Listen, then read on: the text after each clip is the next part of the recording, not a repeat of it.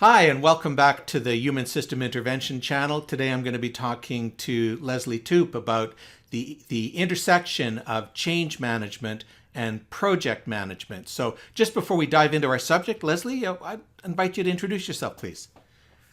Well, great. Thanks, Jamie. I'm actually a graduate from one of the early days in the Human Systems Intervention program at Concordia. I graduated in 2001. And back then and now, I work for the Immigration, Refugees, and Citizenship Department in Ottawa. And I've had various different jobs there before and after the HSI program. But the particular job that I wanted to talk to you about today has to do with the role that I had for about 6 years as the director of business change management for a large IT-enabled project. Okay, great. Thank you. Well, I'm very eager to hear about this. When I talk to graduates from HSI, they tend to talk. They tend to talk less about, let's say, project discipline, the sorts of things that people who belong to or are interested in, say, the Project Management Institute and the body of knowledge produced by the Project Management Institute and the way to organize and manage a project from beginning to end. They talk less about that and more about the group dynamics and the culture of organizations and trying to engage at that level. So I'm very, very interested and curious to hear about this interesting marriage of these two different disciplines that you're going to share with us. So yeah, It, by all it, means, please, let's hear it about was the quite a story. learning journey for me, so I'm excited to talk to you a little bit about it. So why don't I start by telling you a little bit about the project and the work that I did, and then we can kind of talk about kind of lessons learned and kind of the ahas that I had about how well these two methodologies go together to support each other in achieving real change in organizations. So, just to give you a little bit about the context of the project that I was working on, it was a biometrics project. We had basically our goal was to strengthen security screening for people who were applying to come to Canada as visitors. And we were doing that by beginning to collect digital fingerprints and checking them against our CMP databases. But that's the practical thing we did. But ultimately, our business goal was really to prevent access to Canada by foreign criminals. So, a rather ambitious project. It involved three government departments. We had private sector partners. It involved foreign governments. We actually had to change legislation.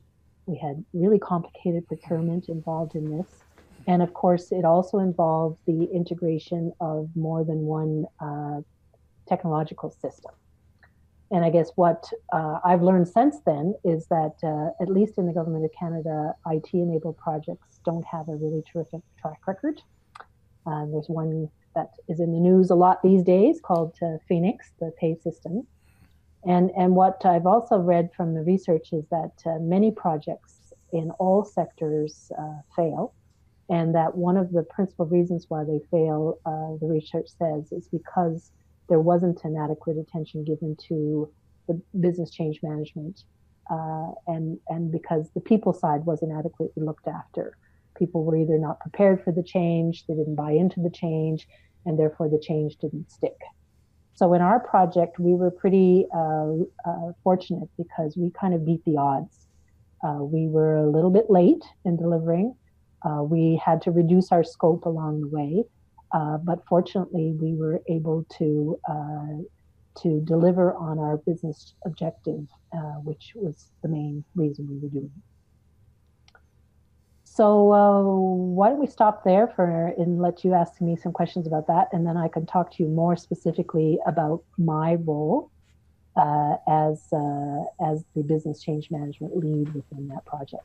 Great. Okay. Well, thank you. And as you sort of set the stage for about this project and for our discussion, certainly one of the things that comes up for me is I recall back in the 1990s, and I was on my own journey through organizational change at that time, and working on a number of large, mostly provincial government projects in different parts of Canada.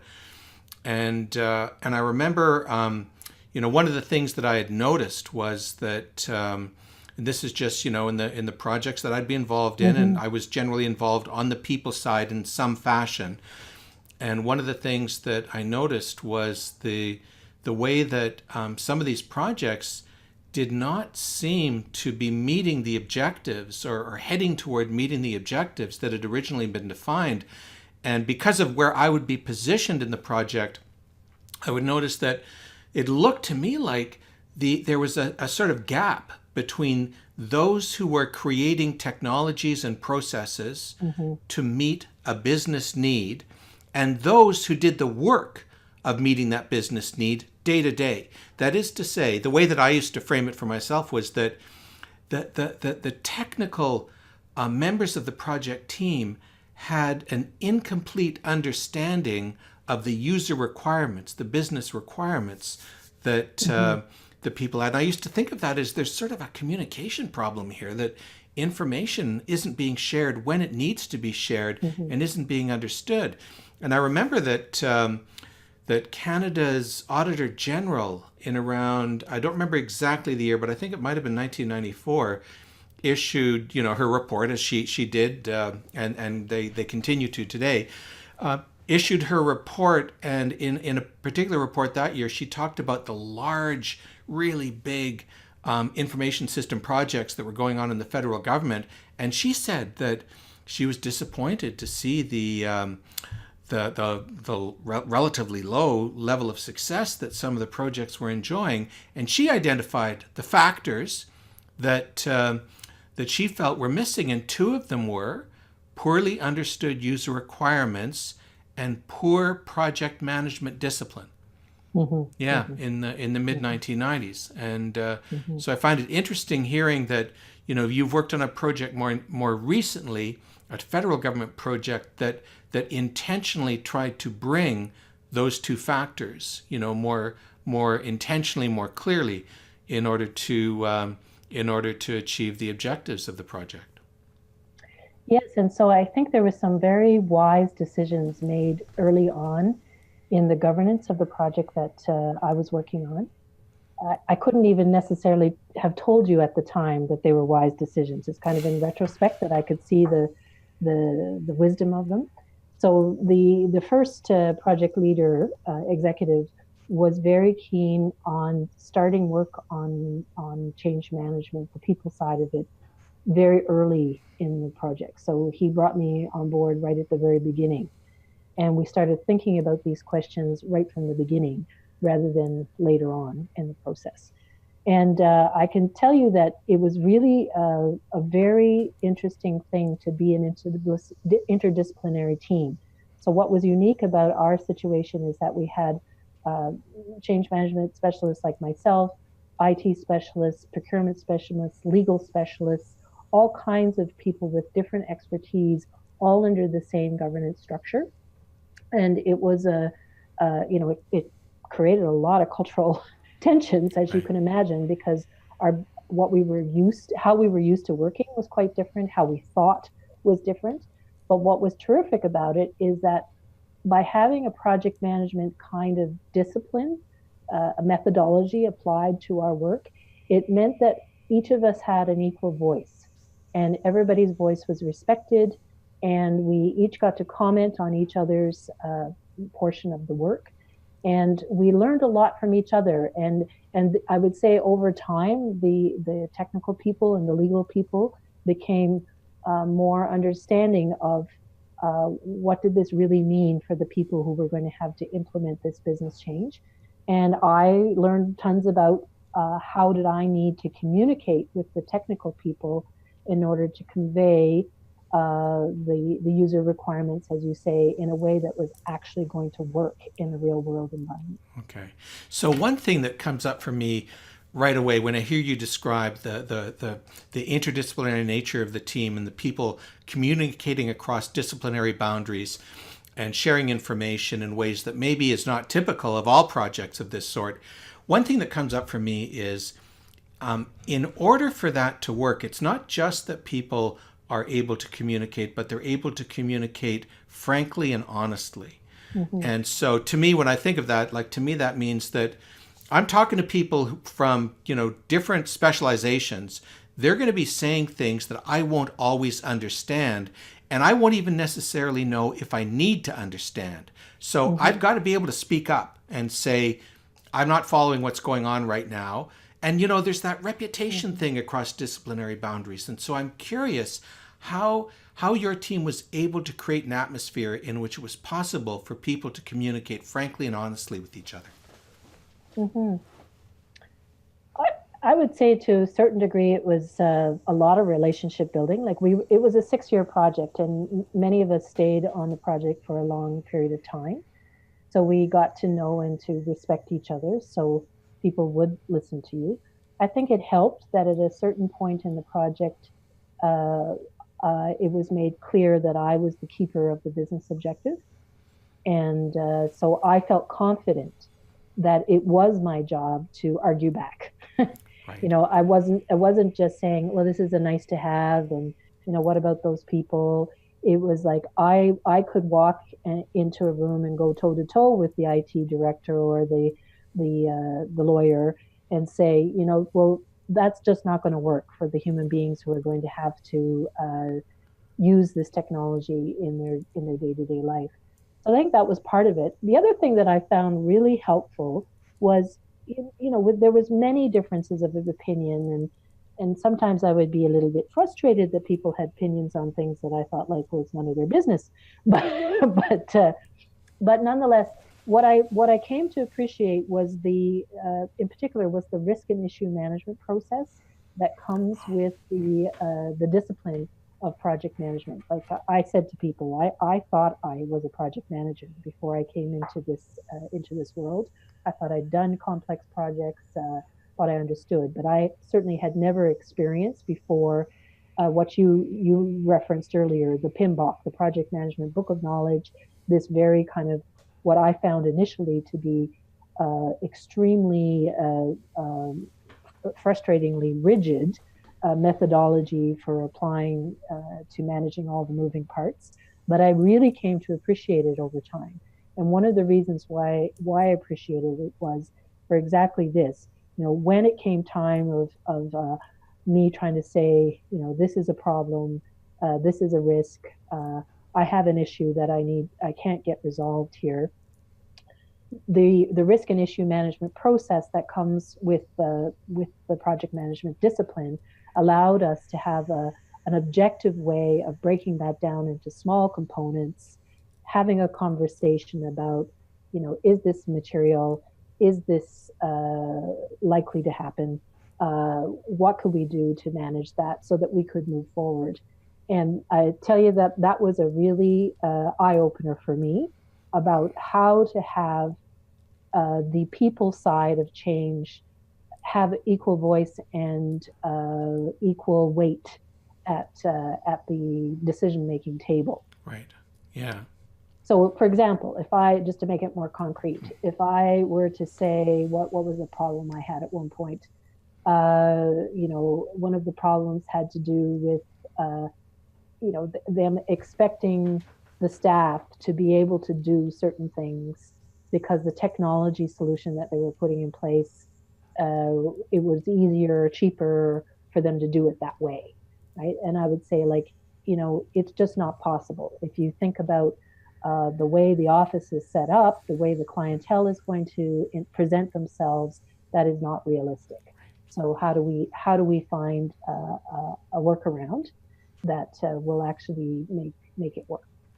Yeah, well, that's interesting, isn't it? That people can be working with the best of intentions, truly thinking that we're gonna be implementing things that will make things better, and yet they just because of a lack of awareness of certain mundane day-to-day realities in a workplace, they just sort of miss the boat.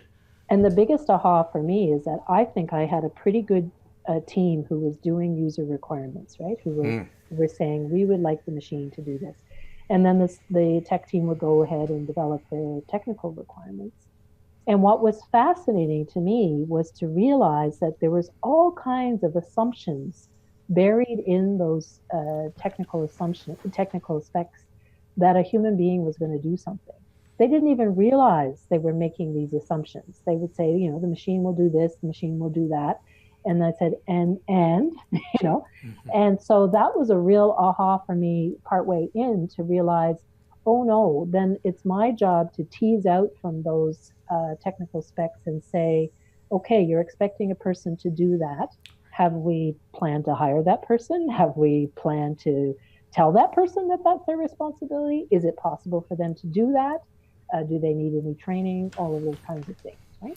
Yeah. And that was really cool. And you know, of course, there was tension back and forth then. But when I could say show them, I say like, okay, you have made all these assumptions. We now need to validate those assumptions and put plans in place to support that actually turning into reality. Right.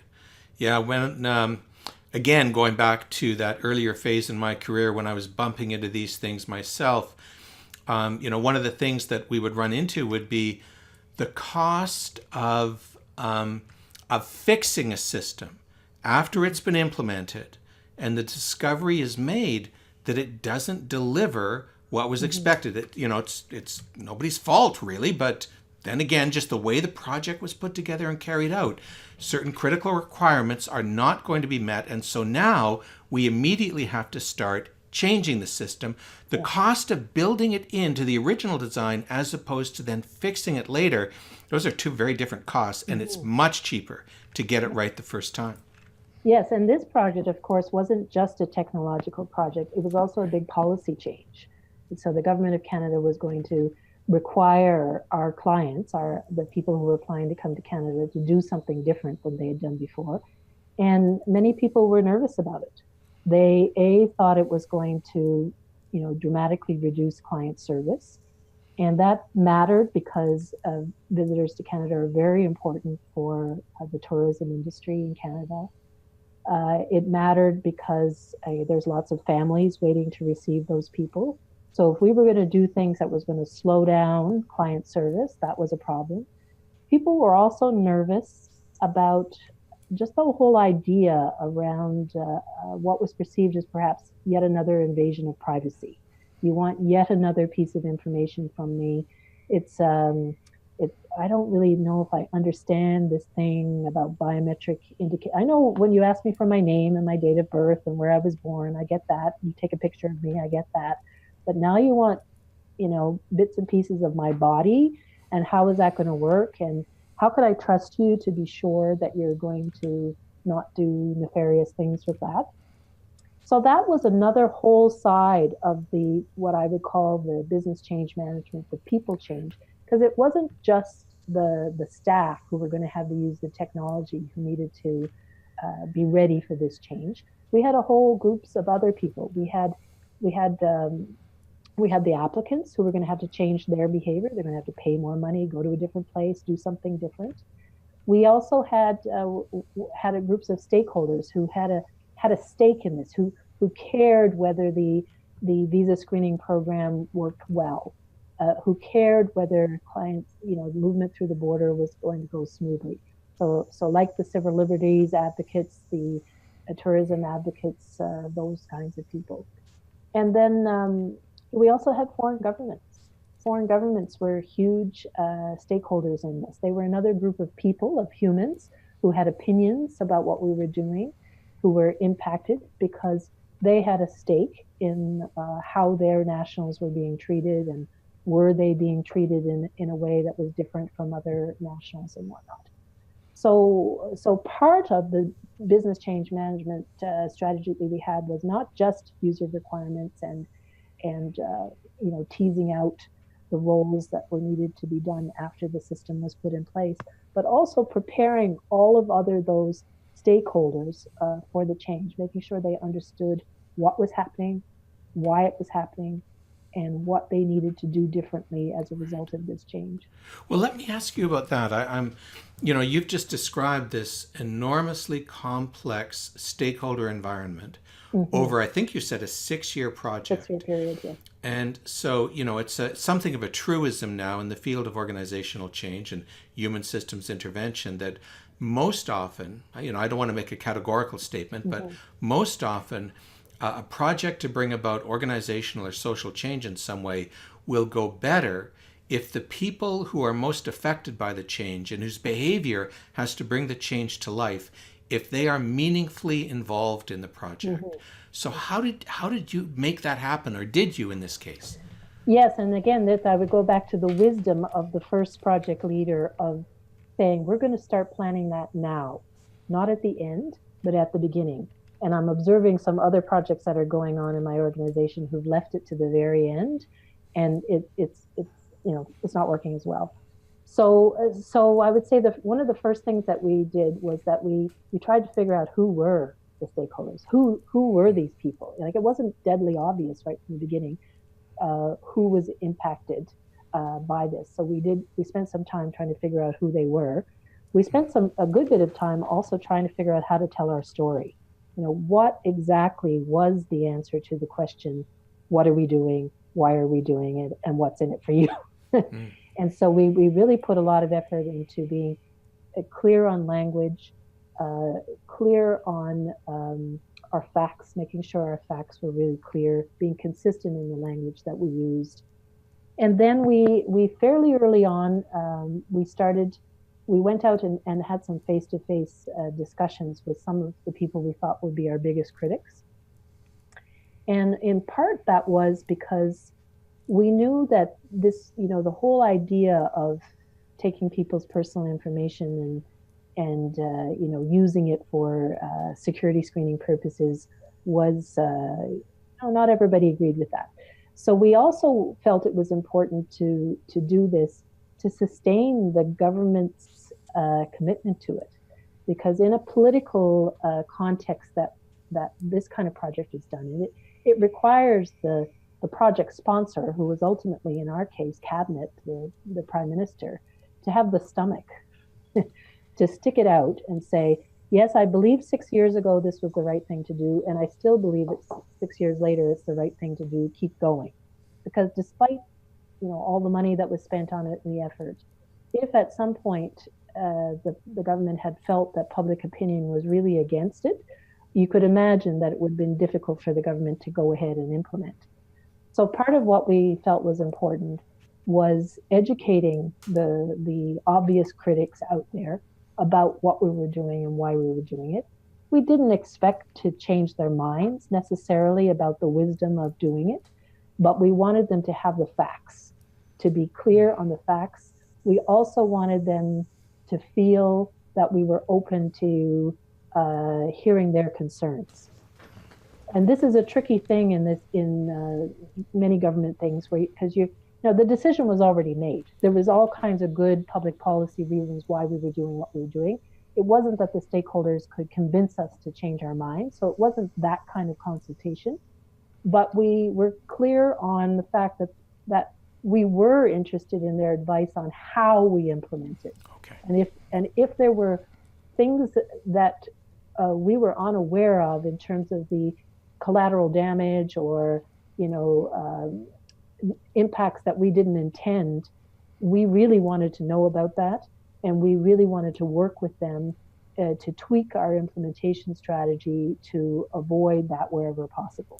I really appreciate the way you worded that, the ethical edge to that, Leslie, mm-hmm. because that is such a danger that we have this notion that we need to be involving people, and that is correct. It's just factually correct that most projects go better when people are meaningfully involved in projects that are going to affect them and whose behavior need to change in order to bring the changes into being. But there are some people who think that, well, that's sort of a checkbox. I just need to put a check in it, and we just need to get buy-in. And there's that word buy-in that is often used, and not one of my favorite phrases. It's kind of implying, that there's a little bit of trickery involved or a little bit of manipulation going on. And I love the way that you put it, saying that if I understood you correctly, you're saying that the policy was done, the decision was made, we are going to do it, but nonetheless, we are going to listen to you. And there are the big thing is done, but how we're going to do it is still being negotiated, and you have influence there. And even then, it was in our own self-interest. So I'll give you an example. We late in the game, reached out to an organization that represented farmers in Ontario who bring migratory workers to Canada to pick fruit, do canning, that kind of thing. And they pointed out that certain things about our process flow, our business procedures, were going to be very difficult to mesh with their own procedures for how to get the farm workers quickly and efficiently screened and on a plane and into Canada in time for the fruit to not rot on the trees. And so there, those were things we couldn't have possibly known. And so with that would have been a disaster if we'd had that, if we would had prevented, some farmers in Canada from harvesting their crops like that. Right. Who would have known? But that would have been, a very bad outcome from what we were doing. Right. So that was then, realizing that it's not just about, as you say, ticking the box or making them feel good, placating them, like, yeah, we're listening to you. It's no. We really need to know more about the people who are affected by this. You have information we don't have, so that we can do this in a way that is actually working for them and achieves our business objective. Right. Okay. Well, Leslie, look, before we bring this to a close, I'd just like to check with you and see if there's, one or two big lessons that you carry with you as a result of this project that you'd like to share before we end. I would say for what really struck me is the value that HSI graduates can bring to this kind of work.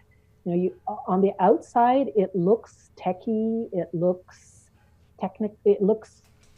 technical in a sense of, there's these rigid processes and stuff like that. And as HSI folks, we tend to be very creative and intuitive we're taught to really, read the situation and adapt to the situation. What really struck me was how much value our skill set can bring to these kinds of situations, and that these kinds of situations are happening more and more. More and more, there is complexity in all of our workplaces, and more organizations are turning to project management methodology to help them manage that complexity, to break very complex tasks into small pieces and eat them one bit at a time, to have the oversight and accountability for the very large sums of money that needs to be spent to achieve those changes. And I think what I would leave by saying is that there is huge value in HSI grads inserting themselves into that work, and to not be afraid of it. It is a different culture than what we are used to, but we have so much to bring to the table, and more I see a recognition of that from the technical and project management specialists, the value that we can bring to the table. Right. Thank you. Yeah, it's interesting when you say that. I'm just going to observe that as a professor in the Human Systems Intervention program, there's always a few students going through the program who will, at one point or another, say to me or to each other that their ambition is to graduate and then work on social change in environments and with organizations that they are comfortable with and that they feel congruency with. And I understand that, I understand wanting to be with, you might say, members of your tribe. At the same time, though, it seems to me that what you were just saying is indicative that where the real need is, in some ways, is outside of the tribe, with people who are used to working in other ways and who are starting to recognize a need for what a perspective like the Human Systems Intervention Program has to offer. I would completely echo that. When I was a student, I would come from my government job to Montreal for a weekend, and it would take me half a day to kind of do the cross-cultural shift that I needed to, sit in circle and work in the way that we work in organizational development. And it would often be a head scratcher to me sometimes about how some of it could be translated back into my real world. But I also think it behooves us as consultants, internal or external, as managers, whatever role we're going to have, to say, you know, it is our job to be that cross-cultural bridge between those what might be perceived as foreign or even hostile environments to the concepts and values that we feel so strongly about in HSI. But that's exactly the places where our work is most essential. And so I think it is really a cultural competency in a way. I would say that human senses intervention graduates have developed and need to develop more in order to be really meeting their clients where they're at. You know, what is, accept what is, you know, that whole concept in negotiation and in improv. You know, you meet the people where they're at, don't judge them, and then try to help them be better than they are. You know, that I think is the key. And I think if we can bring that to the table, then I think there is a lot of openness to what we have to offer. Great. Well, thank you. I agree, Leslie, and I really appreciate the time that you've given us today. I'm just going to mention for people who are listening, you've heard Leslie and I mention the Human Systems Intervention Program a few times. If you're interested in learning more about that, you can go to the Department of Applied Human Sciences website that is within the Concordia University website and find information about that program. And please be sure to check in with us in about a month, because we will be posting these videos regularly. Thanks so much, Leslie. Bye-bye.